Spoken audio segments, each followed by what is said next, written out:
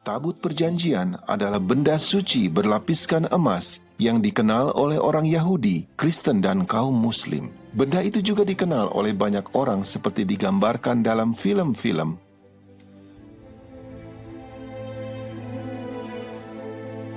Tapi, apakah sebenarnya Tabut Perjanjian? Naskah tertua yang menuliskan tentang itu adalah Taurat dalam kitab orang Yahudi dan dalam Perjanjian Lama Alkitab. Itu menceritakan tentang Allah yang berkuasa yang mengklaim sebagai pencipta planet bumi ini. Dia menulis 10 hukum pada 2 loh batu. Kedua loh itu disimpan di dalam peti yang bersalutkan emas itu. Peti itu mempunyai tutup yang dinamakan tutup pendamaian dan ada 2 kerup pada kedua ujungnya.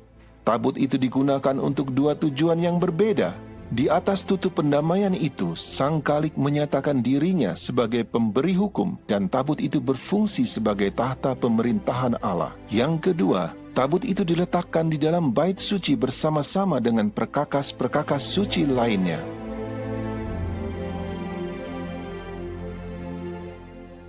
Tidak ada seorang pun diizinkan memasuki ruangan di mana tabut itu berada, kecuali sekali setahun pada saat imam besar membawa darah ke dalam ruangan dan memercikkan darah di depan tabut dan di atas tutup pendamaian. Ini melambangkan pelanggaran terhadap hukum Allah yang ada dalam tabut itu dibayar lunas oleh darah pengganti yang dipercikkan di depan tahta Allah itu.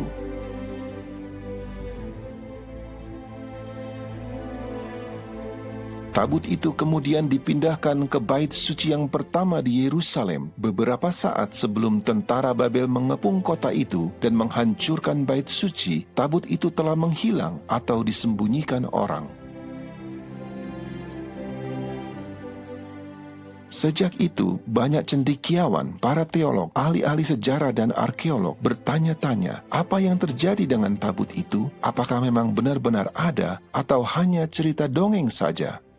Tak seorang pun diizinkan menyentuh tabut perjanjian itu. Beberapa kali ada yang melanggar aturan ini mendapat hukuman mati. Tabut itu mengikuti orang Israel waktu berperang. Pada saat dirampas oleh musuh, tabut itu mendatangkan tulah sehingga mereka mengembalikan kepada pemiliknya. Tabut itu dipercayai memiliki kekuatan gaib. Selama bertahun-tahun banyak orang yang mencari tabut perjanjian itu atau mencoba memahami pentingnya tabut itu. Banyak orang telah membuat replikanya dan juga banyak yang mengaku telah menemukannya. Tetapi sejauh ini tidak ada yang memberikan bukti temuan yang dapat diuji. Namun demikian, ada satu penemuan yang sangat unik dan istimewa, berbeda dari semua penemuan lainnya, bahkan sangat menyentuh hati.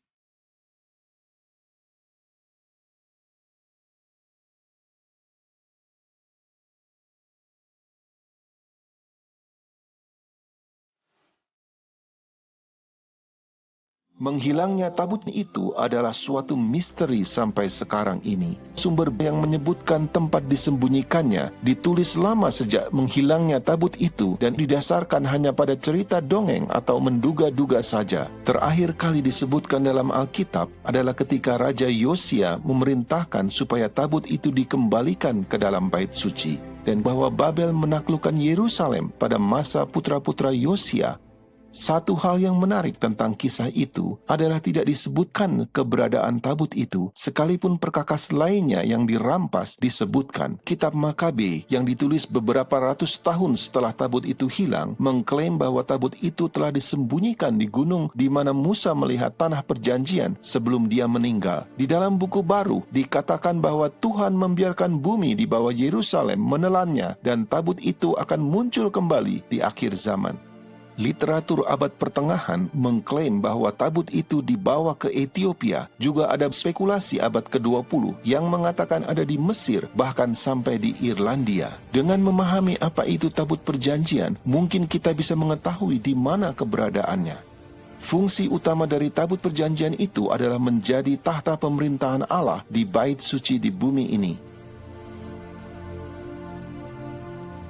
Tabut itu memiliki banyak peran di luar bait suci dan tidak terbatas pada upacara korban saja. Baik di dalam dan di luar sistem pelayanan bait suci, maka tabut itu digunakan untuk membela hak Tuhan sebagai hakim dan Allah yang sejati, serta Raja atas seluruh bumi. Tuntutan atas hak ini ada tertulis dalam hukum di dalam tabut yang menyatakan bahwa Dia adalah pencipta dan bahwa bumi ini adalah miliknya.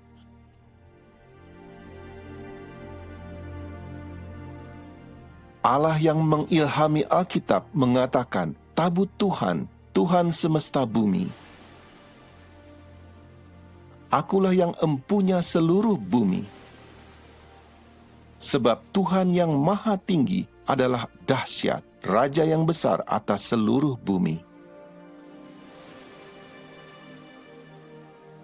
Itulah sebabnya tabut itu ada di depan waktu berperang melawan kota Yeriko, meskipun kota itu tidak menerima Dia sebagai Tuhan atau penguasa tertinggi di bumi ini. Tuhan tetap bisa menghakimi dan menghukum mereka. Meskipun Nebukadnezar, pemimpin besar di Babel, tidak menyembah Allah Israel, baik dia dan raja-raja lainnya pada masa itu tetap dihakimi oleh Tuhan. Orang-orang Asyur, Midian, Kanaan, Mesir, orang Ethiopia, orang Filistin, dan banyak bangsa-bangsa lain yang menolak Allah sebagai Tuhan mereka tetap dihakimi sesuai dengan standar Tuhan. Pada saat raja terakhir Babel mengolok-olok Tuhan di bait suci Allah, ia dijatuhi hukuman oleh Tuhan dengan tulisan tangan di dinding sebagai penghakiman di depan semua orang di ruangan itu.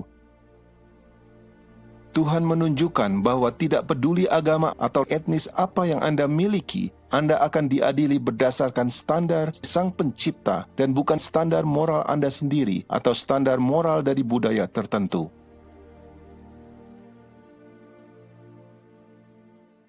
Salah satu fungsi dari tabut perjanjian adalah berjalan di depan umat Allah di padang belantara dan untuk memimpin ke tempat peristirahatan mereka. Tabut itu hadir untuk menyelesaikan perselisihan kekuasaan siapa yang dipilih Tuhan. Tabut itu juga memimpin di depan mereka sebelum masuk ke sungai Yordan, dan sungai itu secara ajaib terbelah sehingga mereka bisa menyeberang.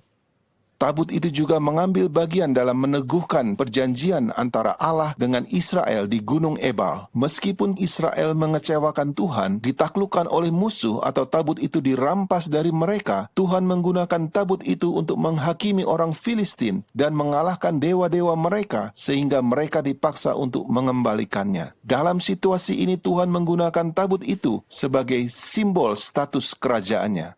Bahkan ketika Tuhan tidak melindungi umatnya yang murtad, Ia tetap melindungi tabut itu karena tabut itu adalah lambang kekuasaannya. Ini sangat jelas bahwa tidak ada orang yang perlu melindunginya dan bahwa Tuhan akan menjaga miliknya sendiri. Itu juga meniadakan kemungkinan tabut itu dapat dihancurkan. Tabut itu adalah tahta Tuhan di bumi, dan Alkitab berkata, tahtamu kepunyaan Allah, tetap untuk seterusnya dan selamanya. Pada saat Yeremia baru saja menyaksikan Yerusalem dan bait suci dihancurkan, dia tetap memiliki pandangan yang berbeda tentang tahta Allah. Engkau ya Tuhan, bertahta selama-lamanya. Tahtamu tetap dari masa ke masa.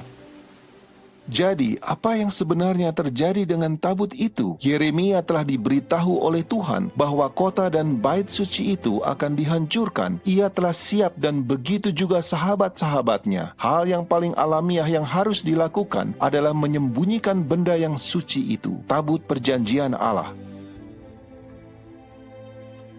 Nubuatan tentang akhir zaman yang tertulis di Alkitab mungkin dapat memberikan petunjuk kepada kita di mana tabut itu akan muncul kembali. Akan terjadi pada hari-hari yang terakhir, dan mari kita naik ke gunung Tuhan, sebab dari Sion akan keluar pengajaran dan firman Tuhan dari Yerusalem.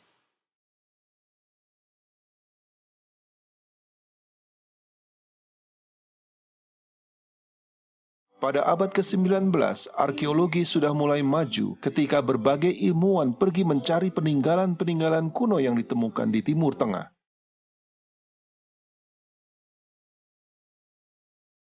Dari kuburan dan kuil-kuil di Mesir sampai pada catatan sejarah kota-kota yang ada di Mesopotamia dan Palestina, Alkitab sebagai buku sejarah adalah bukti yang dapat dipercaya. Jadi, melalui tulisan-tulisan kuno dari bangsa-bangsa lain, kitab suci semakin diteguhkan.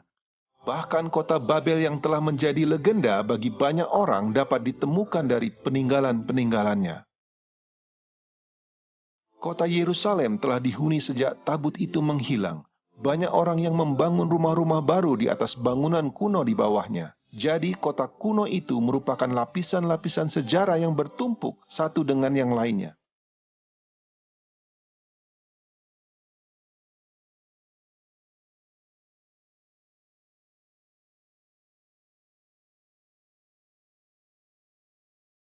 Pada tahun 1854, seorang misionaris, James Barclay, berjalan-jalan di sepanjang tembok tua di Yerusalem dan secara kebetulan memasuki gua utama di bawah kota tua yang penuh terowongan-terowongan dan lubang-lubang. Gua-gua ini sudah ditutup selama berabad-abad dan panjangnya sejauh 5 blok.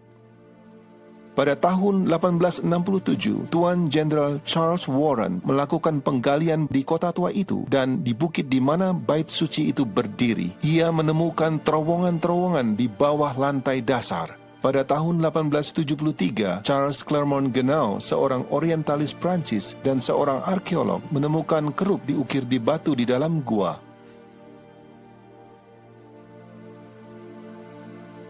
Kerubim biasanya digunakan di zaman kuno untuk menjaga jalan masuk ke kota atau tempat suci. Kerub itu mempunyai keunikan dan mirip dengan apa yang ada pada saat tabut itu menghilang. Pada tahun 1882, Jenderal Gordon, seorang perwira yang dihormati, melakukan perjalanan ke Timur Tengah dan pada saat berjalan-jalan di Yerusalem, ia merasa yakin bahwa tempat yang biasa disebut Golgota bukanlah lokasi yang benar. Di bagian utara dari bukit Bait Suci yang terpotong itu kelihatannya jauh lebih sesuai dengan gambaran dari Alkitab dan tata letak kota kuno itu. Dia mulai melakukan penggalian di sana, tetapi dia harus pergi untuk membantu konflik di Sudan, di mana dia meninggal dan tidak sempat menyelesaikan pekerjaannya. Namun dia sempat menuliskan surat kepada seorang sahabatnya yang berisi suatu pernyataan yang mengejutkan, sesuatu yang terjadi yang tidak sempat dijelaskan. Di bagian utara gunung yang dimaksud dengan Bukit Tengkorak juga merupakan tempat yang disebut Gua Yeremia, di mana dia menuliskan kitab ratapan, kitab yang sama di mana Yeremia mengatakan, tahta Allah tetap selama-lamanya. Gordon berkata, tabut perjanjian itu ada di sana. Dia juga menyebutkan bahwa perkakas-perkakas bait suci yang lain dapat ditemukan di sana. Pernyataan itu sangat aneh karena dia tidak pernah menyelesaikan penggaliannya. Jadi bagaimana dia bisa tahu? Demikianlah gua Yeremia itu tetap tertutup dan surat-surat Jenderal Gordon tersimpan di suatu tempat yang aman. Sekitar 100 tahun kemudian, seorang yang bernama Ron Wyatt menaikkan doa kepada Tuhan supaya Tuhan menggunakan dia menunjukkan kepada dunia bahwa Alkitab itu benar adanya. Ron sudah mempelajari kisah tentang air bah dan menyelidiki kemungkinan adanya peninggalan Bahtranu. Dia juga mempelajari keluarnya Israel dari Mesir dan lokasi di mana mereka menyeberangi lautan. Menemukan beberapa roda kereta perang orang Mesir kuno. Ia telah melakukan penyelaman di dasar lautan dan berakhir dengan kunjungannya di Yerusalem. Dia berjalan sepanjang tebing dengan kenalannya yang baru dan secara tiba-tiba tangan kirinya terangkat sendiri dan jarinya menunjuk ke sampah dan puing yang bertebaran di kaki bukit itu. Tidak memahami mengapa atau bagaimana, dia mendengar dirinya sendiri berkata, itu adalah gua Yeremia dan tabut perjanjian itu ada di sana.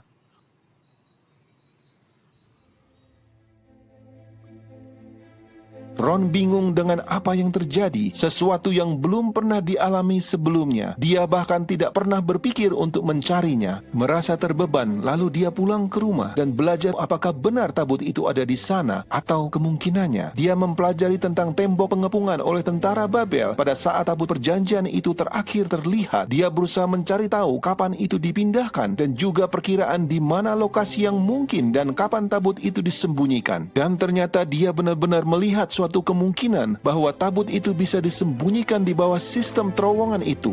Dia yakin bahwa Allah sendiri telah mengilhami dia untuk dapat menemukannya. Ron memulai penggalian bersama kedua anaknya laki-laki di tempat di mana jari tangannya menunjuk.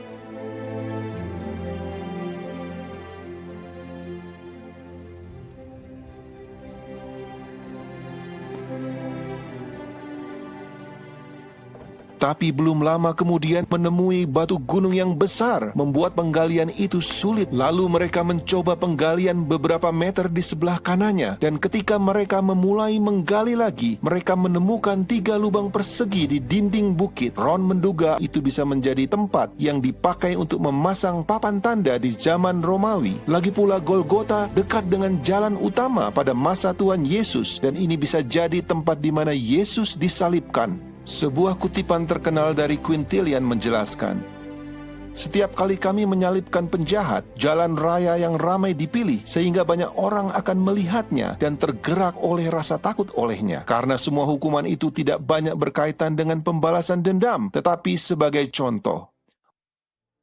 Lokasi Golgota di mana gereja Bizantium itu dibangun bukanlah di jalan raya seperti di tempat ini. Apakah mungkin lubang persegi itu digunakan untuk menaruh papan tanda yang menyatakan kepada orang banyak tentang kejahatan yang dilakukan oleh para penjahat?" Dia mulai berpikir bahwa sisi gunung itu bisa jadi tempat di mana orang disalibkan. Dia meneruskan penggalian ke bawah, tapi tanahnya sangat labil, sehingga dengan alasan ini mereka kembali ke tempat semula dan berharap mereka bisa menggali di sekitar batu besar itu. Kali ini mereka menemukan cara untuk menggali di antara tebing dan batu, dan tebing itu hampir membentuk atap saat mereka menggali ke bawah. Sementara menggali terus, Ron menemukan sesuatu seperti lubang untuk tali yang dipahat di permukaan tebing.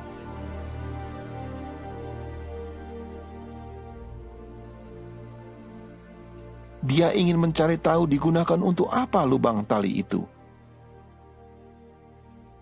Di kedalaman 12 meter di bawah tanah, mereka mendapatkan diri mereka ada di dalam ruang seperti bak air yang besar.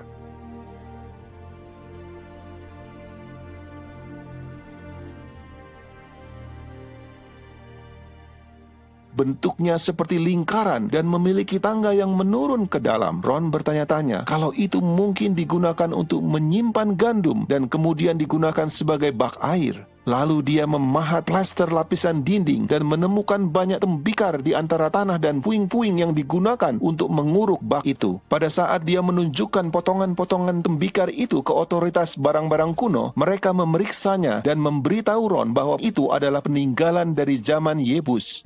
Barang temuan yang paling muda tertanggal dari zaman Romawi.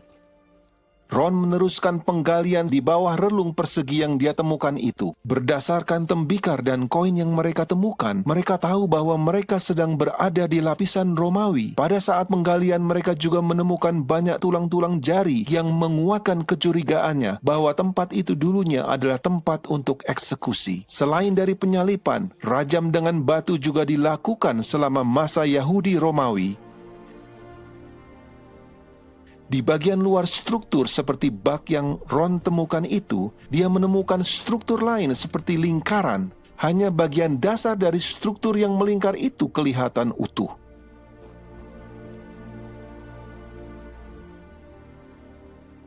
Saat mempelajari struktur itu, dia menemukan bagian yang terawat baik dengan dinding dan sebuah batu yang menonjol secara horizontal keluar dari dinding di permukaan tebing.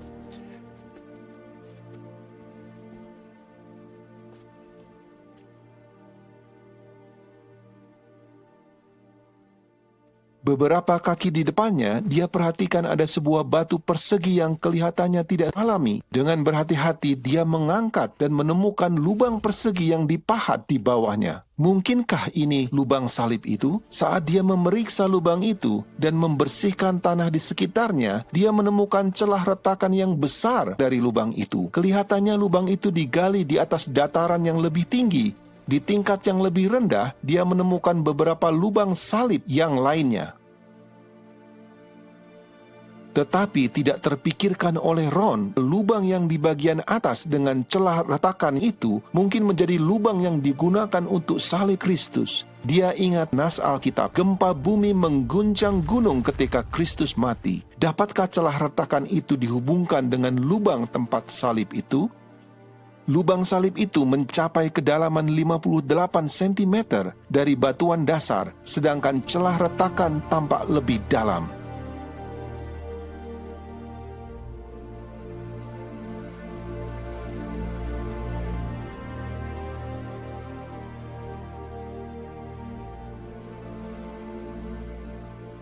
Ada kemungkinan bahwa banyak orang mengetahui tempat di mana Yesus disalibkan dan banyak pengikutnya yang ingin menjadikan tempat itu sebagai tempat peringatan.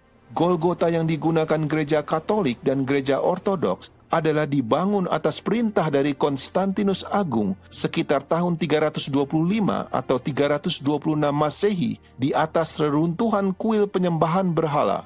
Ini terjadi lama sesudah Kristus disalibkan. Tetapi yang ditemukan Ron adalah dari zaman Romawi dan tidak lama dari waktu penyalipan. Setelah tahun 70 Masehi, banyak orang Yahudi yang terbunuh atau pindah dan kota itu berubah menjadi perkemahan Romawi. Itu berarti lokasi itu tidak lagi digunakan untuk penyalipan. Ron menemukan koin di bangunan-bangunan yang diperkirakan dari periode tahun 135 Masehi atau sebelumnya. Di tahun 130 Masehi, orang Kristen lebih disukai daripada orang Yahudi. Oleh karena itu, kemungkinan struktur ini dibangun oleh orang-orang Kristen zaman itu atau sebelumnya. Artinya bahwa itu mungkin adalah tempat yang pertama yang diakui sebagai Golgota yang asli. Golgota yang dibangun oleh gereja Bizantium lebih dari 200 tahun kemudian dibuat pada saat banyak orang telah melupakan tempat itu. Semakin dekat pada saat penyalipan, semakin mereka lebih tahu dengan jelas rincian apa yang terjadi. Dengan fakta ditemukannya koin-koin oleh Ron di bangunan-bangunan kuno dari tahun 135 Masehi menunjukkan siapapun yang membangun dan menggunakan bangunan kuno itu rupanya telah mengabaikan dan meninggalkan wilayah itu. Bukti dari pondasi bangunan yang masih utuh mungkin menunjukkan bahwa bangunan itu tidak dihancurkan oleh tangan penjajah, tetapi kemungkinan besar tidak digunakan dan menjadi rusak. Akhirnya, bangunan itu tertutup dengan debu dan puing-puing. Apapun masalahnya, bukti menunjukkan bahwa bangunan itu mungkin telah ada jauh sebelum gereja makam kudus. Ron dan kedua putranya telah bekerja di sana hampir 2 tahun. Mereka terus melakukan penggalian pada lapisan zaman Romawi untuk mencari gua-gua atau pintu masuk ke terowongan, tapi tanpa memperoleh keberhasilan.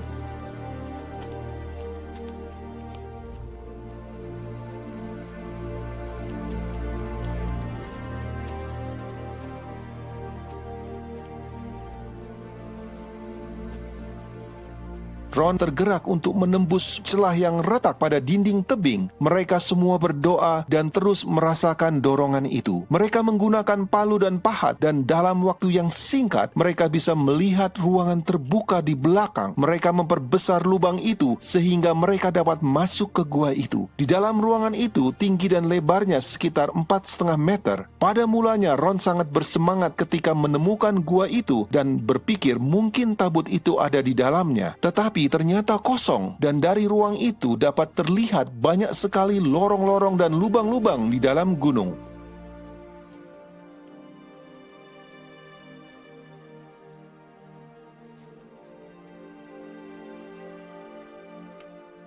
Ron terus melanjutkan pencarian di setiap terowongan-terowongan dan lubang-lubang yang terbuka di dalam sistem gua yang sangat besar itu.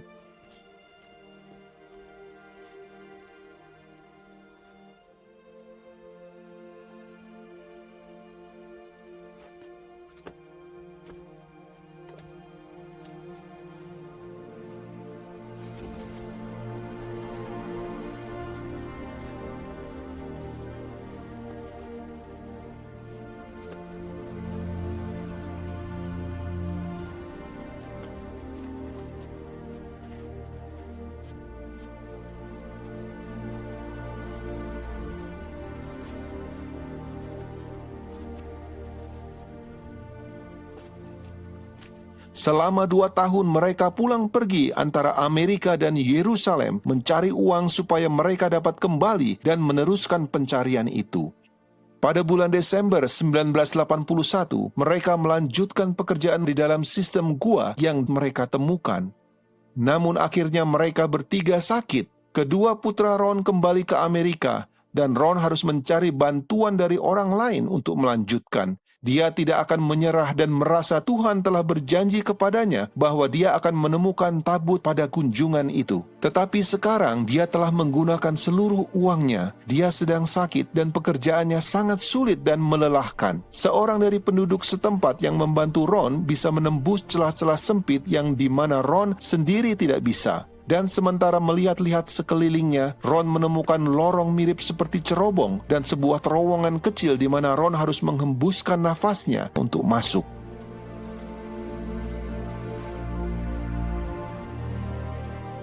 Kemudian dia melihat sebuah stalaktit yang panjangnya sekitar 40 cm di depan dinding tebing.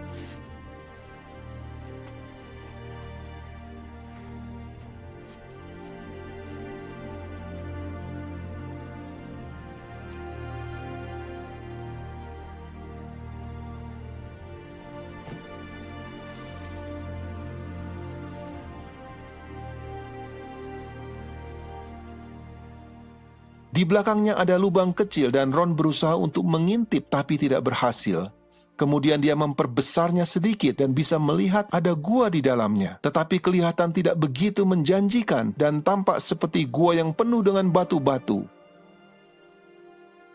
Ron sudah bertekad untuk mencari terus. Dia memperbesar lubang itu sehingga cukup untuk penolongnya masuk. Tetapi tiba-tiba si penolong itu keluar dengan ekspresi ketakutan dan berteriak, "Ada apa itu? Ada apa di situ? Saya tidak akan kembali ke situ." Kemudian dia keluar dari gua secepat mungkin. Saat itu Ron menyadari bahwa pasti ada sesuatu di situ. Kemudian dia memperbesar lubang itu supaya dia dapat masuk. Hari itu adalah tanggal 6 Januari 1982.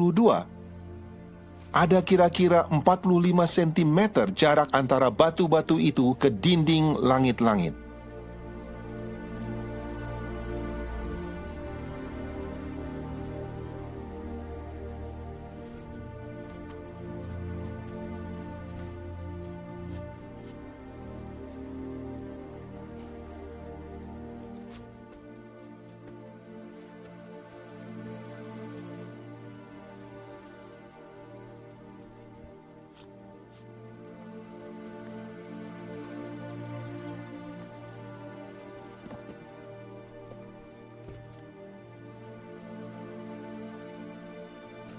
Ron menyorotkan lampu senternya di antara batu-batuan itu dan melihat sesuatu di bawahnya. Beberapa balok kayu yang sudah membusuk dan di bawahnya ada kulit binatang yang sudah kering dan berubah menjadi bubuk pada saat disentuhnya. Kemudian dia melihat sesuatu benda yang memantulkan sinar lampunya mengkilap keemasan. Dia berpikir mungkin itu adalah tabut perjanjian itu. Tetapi pada saat menyingkirkan kulit binatang itu, dia melihat meja dari emas yang begitu indah dikelilingi oleh bingkai di sisi-sisi dengan pola seperti lonceng dan buah delima. Ron merasa yakin bahwa itu pasti berasal dari bait Allah yang pertama yang hilang dan bisa jadi adalah meja roti sajian yang asli. Kemudian dia menyelidiki ruangan itu lebih teliti dan memperhatikan sekeliling ruangan itu.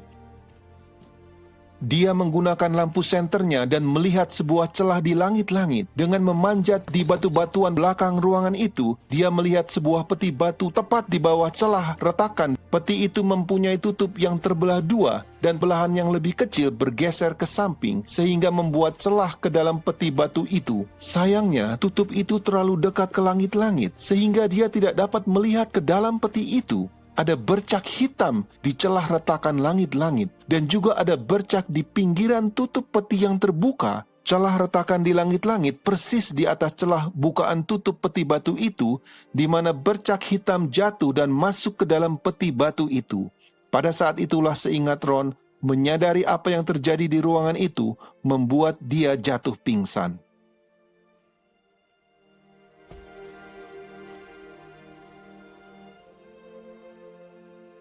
Pada saat Ron menyadari bahwa celah di langit-langit adalah ujung celah yang berasal dari lubang salib yang ditemukan di dataran beberapa meter di atasnya dan bercak hitam adalah darah yang mengalir melalui celah retakan itu ke dalam kotak batu, dia tahu persis bahwa tabut perjanjian itu ada dalam peti itu. Tetapi yang paling menakjubkan adalah darah Kristus jatuh menetes di atas tutup pendamaian tabut perjanjian itu.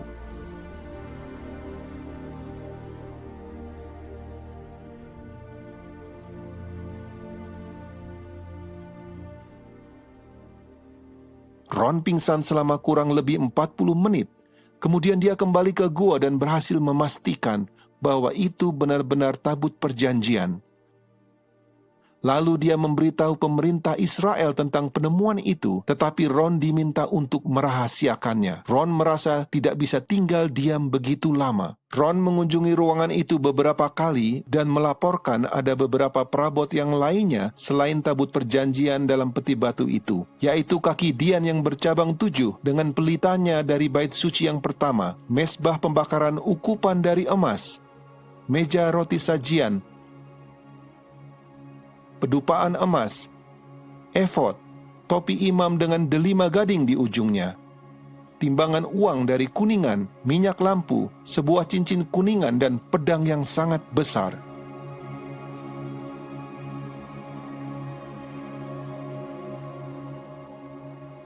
Di belakang tabut itu ada ruang kecil, dan di situ ditemukan kitab hukum yang diduga ditulis oleh Musa. Menurut sepengetahuan Ron, kitab Kejadian tidak ada di situ. Dia merasa terkesan dengan gulungan kitab dari kulit binatang yang masih dalam keadaan sempurna. Kemudian dia mulai bertanya-tanya, bagaimana tabut itu dapat masuk ke ruangan itu? Tidak mungkin melalui jalan di mana dia masuk, karena dia harus menembus melalui batu-batuan. Dengan memindahkan banyak batu-batuan itu, dia menemukan jalan masuk yang lebih besar menuju ke Gua Zedekia di tepi jalan di mana gambar kerub telah ditemukan. Di terowongan itu dipenuhi dengan banyak batu-batu besar, dan Ron tidak tahu bagaimana mengeluarkannya melalui jalan dari tempat dia masuk. Ron mencari sebuah laboratorium di Israel untuk menganalisa darah yang dia temukan di celah retakan itu dan yang ditemukan di atas tutup pendamaian. Hasilnya sangat mengejutkan mereka.